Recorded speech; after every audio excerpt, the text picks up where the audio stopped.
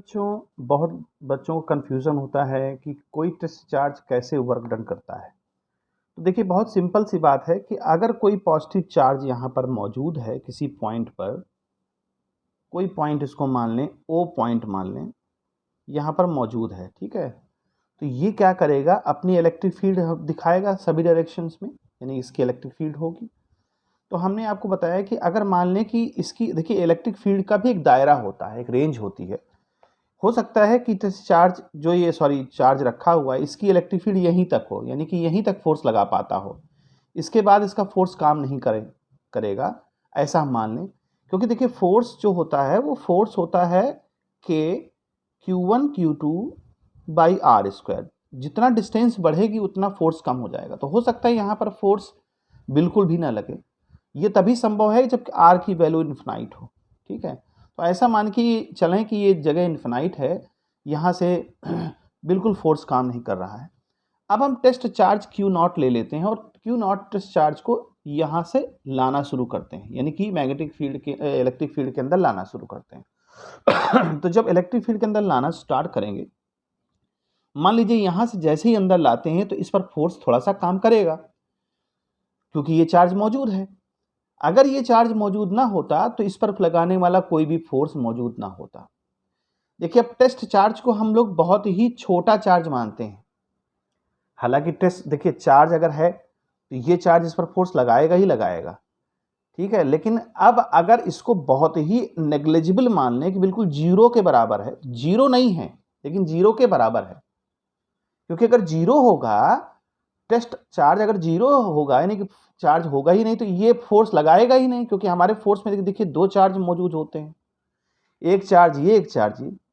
लेकिन अगर हम इसको जीरो मान लेंगे तो फोर्स तो जीरो हो जाएगा। लेकिन हम जीरो ना माने, जीरो से पहले यानी कि जीरो से थोड़ा सा ज्यादा, है ना, जीरो से थोड़ा सा ज्यादा माने कि इसमें, लेकिन उस चार्ज का अस्तित्व बिल्कुल जीरो के बराबर मान लें, जीरो ना माने। तो जब इस चार्ज को यहाँ लाएंगे, यहाँ से लाना स्टार्ट करेंगे, धीरे धीरे लाएंगे, धीरे धीरे लाएंगे, तो इसका फोर्स बढ़ेगा।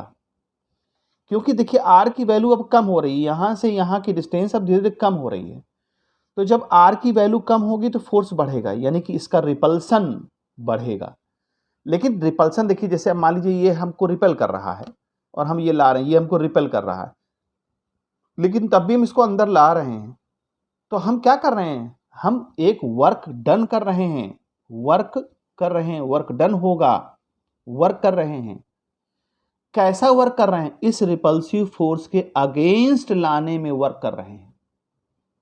और जब ला करके मान लीजिए इस पॉइंट पर आके खड़ा कर दिया, इसको ए पॉइंट मान लीजिए, तो यही पॉइंट हमारा क्या कहलाएगा, इस पॉइंट पर आने पर जो भी वर्क डन हुआ W, वही इसकी एनर्जी कहलाएगी, ठीक है? Q0 W is equal to क्या होता है, वही पोटेंशियल भी कहलाएगा, V अपॉन Q0।